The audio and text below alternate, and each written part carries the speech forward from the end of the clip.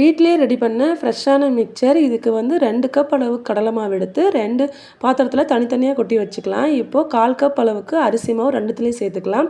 இதில் ஒன்றில் காரா பூந்தியும் அடுத்த ஒன்றில் ஓமப்பொடியும் செய்ய போகிறேன். இந்த ஓமப்பொடி செய்கிறதுல தேவையான உப்பு, 1/2 ஸ்பூன் மிளகாத்தூள், 1/2 ஸ்பூன் அளவுக்கு ஓமத்தை கசக்கி அது கூட சேர்த்துக்க போகிறேன். அதுக்கப்புறம் கொஞ்சம் கொஞ்சமாக தண்ணி சேர்த்து நல்லா பிசைஞ்சிட்டு நல்லா சூடான எண்ணெயை 2 ஸ்பூன் அளவுக்கு சேர்த்து நல்லா பிசைஞ்சு வச்சுக்கலாம். அதுக்கப்புறமா இந்த முறுக்கு புளியிற அச்சில் இருக்கிறதுலையே சின்ன ஓட்டை இருக்கிறத பார்த்து மாவு சேர்த்து முறுக்கு புளியிற மாதிரி புளிஞ்சு விட்டோம் அப்படின்னாவே ஓமப்பொடி சூப்பராக ரெடி ஆயிரும்.